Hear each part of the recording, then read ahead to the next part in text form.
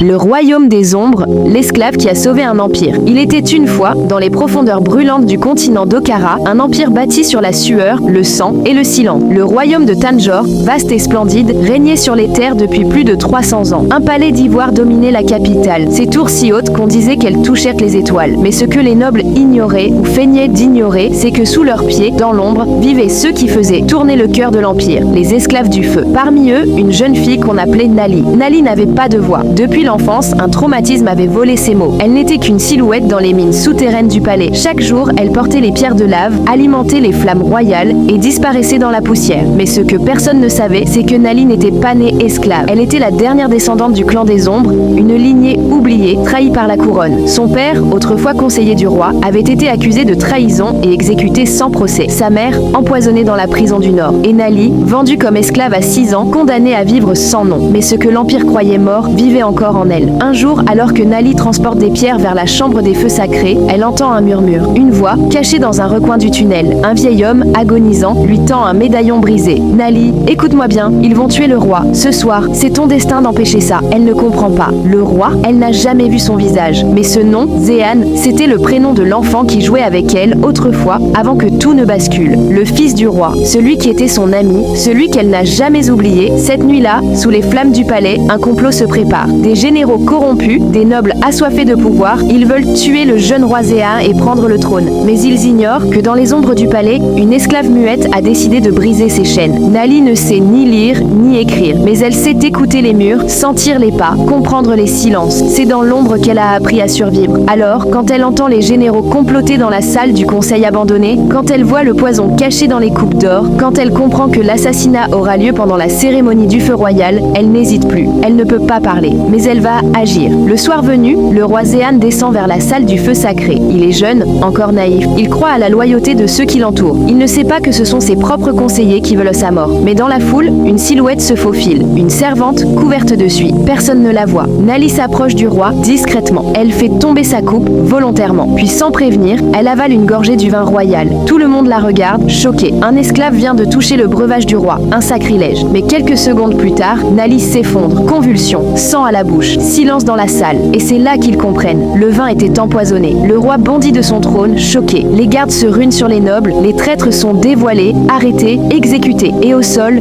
Nali, faible, agonisante. Zehan s'approche. Il la regarde et soudain, il la reconnaît. Cette cicatrice sur sa main, ses yeux, c'était elle. La petite fille d'autrefois, son amie d'enfance. Celle qu'il croyait morte depuis longtemps. Il la prend dans ses bras. Et pour la première fois depuis 10 ans, Nali parle. Sa voix est faible, brisée, mais réelle. Tu m'avais promis qu'un jour, tu changerais ce royaume. Et Zehan jure devant tous les clans, devant les dieux et les flammes sacrées, que plus jamais personne ne sera réduit au silence, que plus jamais un innocent ne sera sacrifié pour le pouvoir. Survie. Elle devient la conseillère du roi. Elle ne porte pas de robe royale, mais elle porte la mémoire du peuple. On l'appelle désormais la voix du feu. Et à Tanjore, on raconte encore, de génération en génération, l'histoire de l'esclave qui sauva un roi et qui redonna une âme à l'empire.